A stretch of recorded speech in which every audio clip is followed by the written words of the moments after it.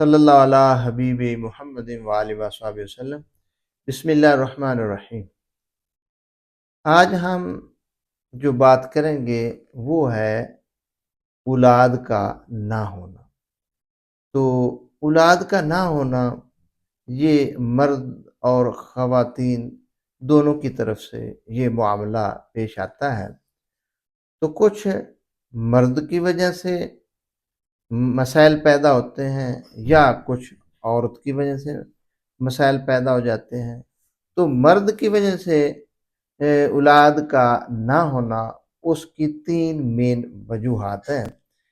Number 1، پاس sales کا بڑھ جانا، مادہ تولید کا کم یا رقیق ہو جانا، اور پھر سپرم کا کم ہو جانا، یعنی ڈیڈ ہو جانا یا نیم مردہ ہو جانا، ایکسیلنٹ یا گڈ سپرم کا بالکل نہ ہونا یا کم مقدار میں ہونا۔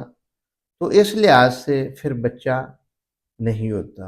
اور تیسری وجہ کچھ ایسا بھی دیکھنے میں آیا کہ سپرم بھی پورے ہوتے ہیں، 50% ہوتے ہیں ایکسیلنٹ اور گڈ، لیکن پھر بھی بچہ نہیں ہوتا۔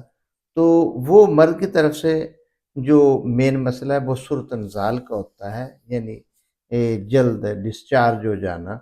تو اس وجہ سے بھی بچہ نہیں ہوتا۔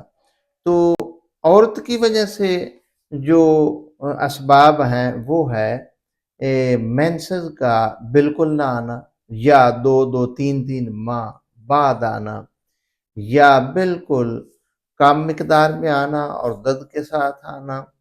تو اسی طرح پھر آگے سلان الرحم کا مسئلہ جو ہے، لکوریا کثرت سے، اس سے بھی بچہ نہیں ہوتا۔ یا ایسا بھی ہو جاتا ہے کہ یہ تھیلیاں بن جاتی ہیں، یا رحم کے اندر رسولی کا پیدا ہو جانا، جب وہ رسولی بڑی ہو جاتی ہے تو پھر بھی بچہ نہیں ہوتا۔ تو یہ عورت کی طرف سے وجوہات ہیں، اور اسی طرح یہ مرد کی وجوہات بھی ہم نے بتا دی ہیں۔ تو بچے کے لیے ان اسباب کو، وجوہات کو دور کرنا بہت ضروری ہے۔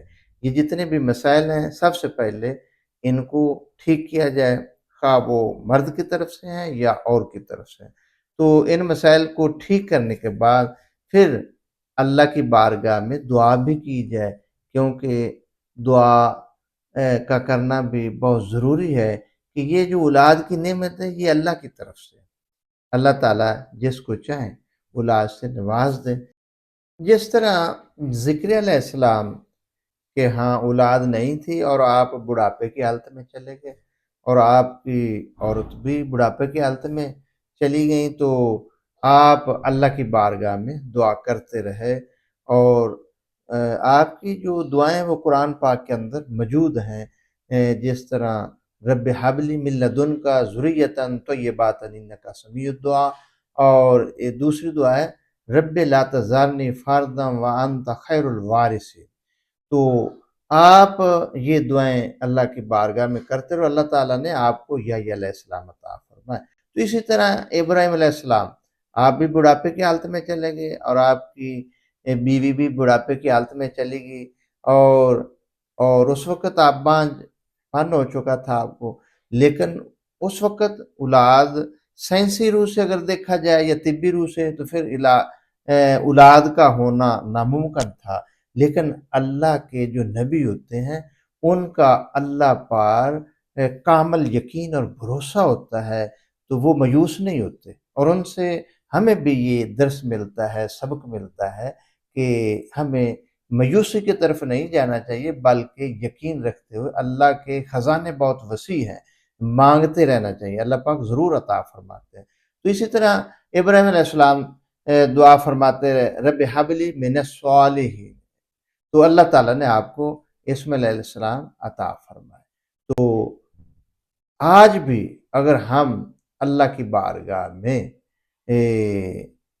دعا کریں اور اللہ کے حکامات کی تعمیل کرتے ہوئے 5 وقت کی نماز پڑھیں، اور درود شریف پڑھیں، قرآن کی تلاوت کریں، اور اپنے گناہوں کی بارے میں استغفار کریں، اللہ سے معافی مانگیں، اور رات کے وقت تہجد کے ٹائم اٹھیں، اور تہجد ادا کرنے کے بعد ایک تسبیح درود شریف کی، ایک تسبیح استغفار کی، اور پھر یہ دعائیں کریں، تو انشاءاللہ اللہ کی رحمت آج بھی اسی طرح موجود ہے۔